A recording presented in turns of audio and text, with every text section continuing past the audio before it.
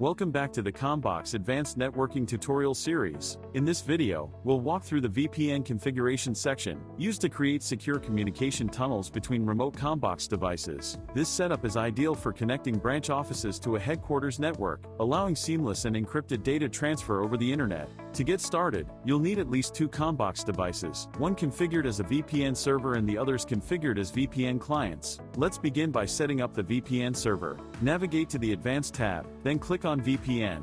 On the device you want to act as the server, follow these steps. Enable the option VPN tunnel definition. Set the VPN node type to server/headquarters. Assign a unique name in the VPN server name field. Then, click Initialize. This process might take a few moments. Once completed, server information will appear under VPN server details, including the server name, the creation date, the server IP address, and a list of local subnets that can be routed through the VPN. These subnets include the LAN and any statically routed networks you defined earlier. Be sure to select all the subnets that you want your VPN clients to access. Now let's add client entries from the server side. Scroll to the Remote VPN Clients Management section. For each VPN client you want to add, provide the following: client name, a unique name for the branch device. Remote subnets, the subnets located at the client's site that the server should access. Optional, a comment for clarity. Click Add Client. This will generate a VPN key used later by the client device. After saving,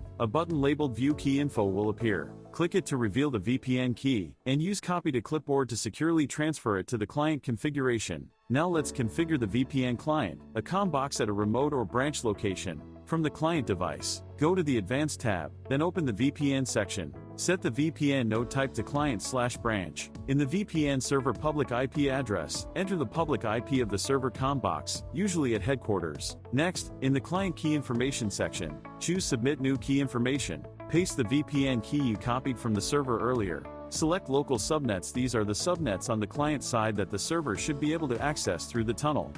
This includes the LAN and any statically routed networks. Define remote subnets. This is a comma-separated list of the networks available on the server side, the headquarters, that the client should be able to access. Click Save.